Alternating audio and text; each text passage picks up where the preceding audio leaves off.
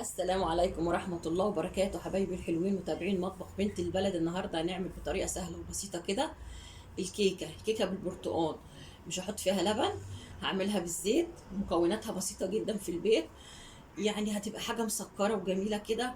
ناخدها مع الشاي الصبح بالليل في أي وقت جايلك ضيوف. ممكن نعملها بكذا طريقة، بس أنا هعمل لكم الأول طريقة واحدة، الكيكة العادية من غير شوكولاتة ومن غير أي حاجة. ممكن ندخل فيها الشوكولاته شيبس، الشوكليت العادي، مفيش مشاكل. لكن احنا دلوقتي هنعملها طريقه سهله وبسيطه. نبتدي ونقول لا قوه الا بالله، اللهم صل على النبي. انا هاخد معايا 3 بيضات. نقول بسم الله الرحمن الرحيم، لا قوه الا بالله. ادي اول بيضايه،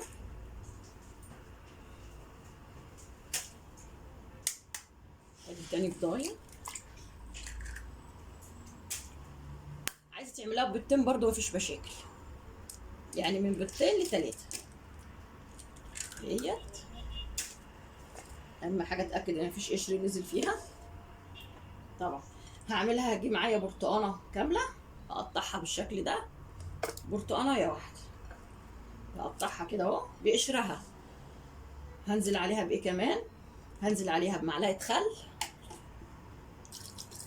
معلقه واحده خل، ومعايا 2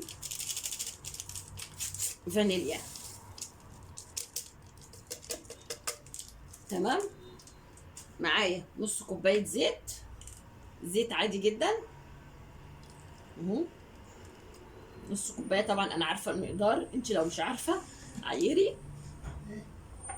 كوبايه معايا. هنزل بكوبايه ميه، ميه من الحنفيه اهي. كوبايه واحده ميه من الحنفيه. هحط السكر. هحط قد ايه سكر؟ لو عايزاها محليه قوي هتحط كوبايتين، لو عايزاها مش محليه قوي هتحطيها كوبايه الا ربع، كوبايه ونص، كوبايه على حسب ما انت عايزه. احنا هنا بنحبها بنفس الكوبايه دي. هعاير بس عشان انا حطيت فيها ميه، اجيب واحده ثانيه.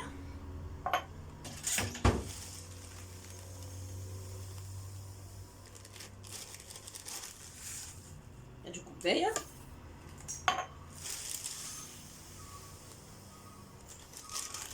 يعني كوبايتين الا ربع. انا بحب الحاجه ممكن تكون محليه شويه، انت مش عايزاها محليه، كل واحد بترجع التحليه دي ليه. هناخد كل المكونات دي وهنضربها في الخلاط. مفيش اسهل من كده اهي.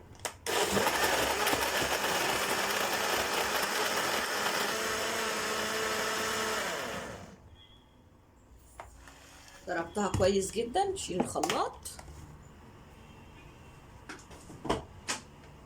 هعمل ايه بقى دلوقتي؟ ديت هصفي كل ده عشان فيها قشر، انا مش عايزه القشر، انا هصفيه.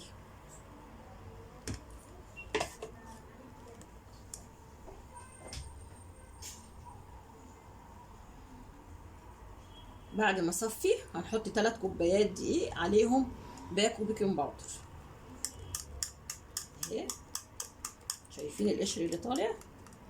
في ناس بتحب تعملها بالقشر بتاع البرتقال، انا ما بحبش القشر بتاع البرتقال اهو. انا صفيتها بس كده اهو. ما بسيبش حاجه لان ده مقدار اهو. معايا بيكنج باودر، هنزل ب3 كوبايات دقيق على البيكنج باودر. ادي البيكنج باودر اهو. هنزل عليها كمان 3 كوبايات دقيق، طبعا بنفس الكوبايه.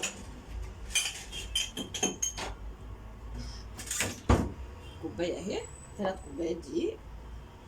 بسم الله الرحمن الرحيم اهي. ادي 1، ادي 2، وادي 3 كوباية، مش مليها قوي اهي. 3 كوبايات دقيق. خلي معايا شويه واقلبها. طبعا معايا تقلبها اهي، لو احتجت شويه دقيق تاني هحط، ما احتجتش خلاص.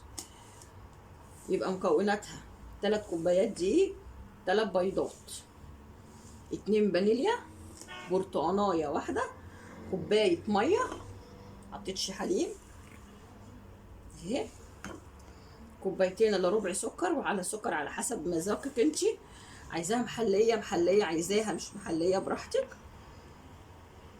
اهيت. انا هحط بقيه التلات كوبايه اهي، شايفه التلات كوبايات اتحطوا. طبعا الدقيق بيبقى منخول قبل كده، افضل اقلبها كده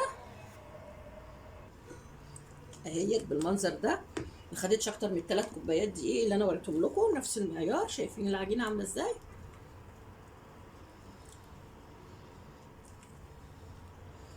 صينيه مدهونه زيت، هنزل بكل المقدار ده.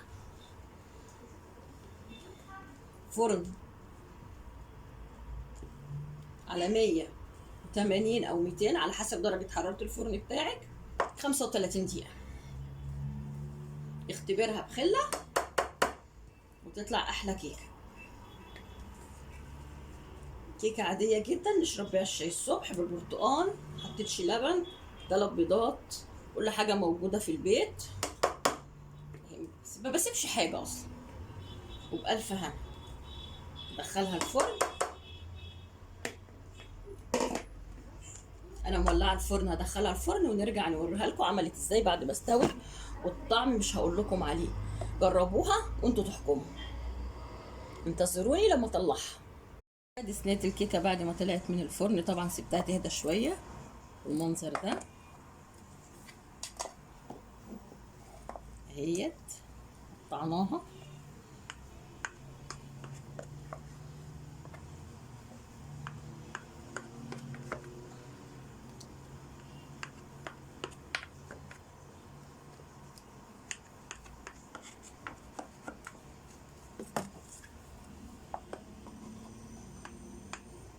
والله تنفع تعمل جاتو كمان.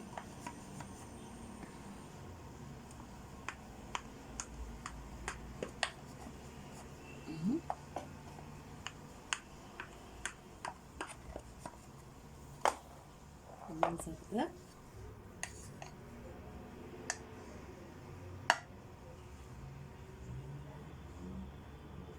طريه جدا.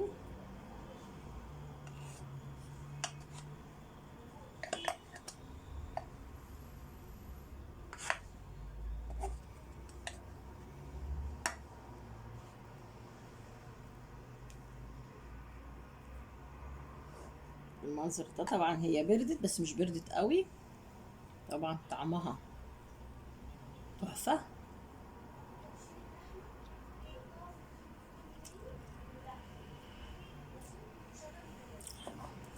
جربوا الطريقه هتعجبكم جدا والله، ممتازه.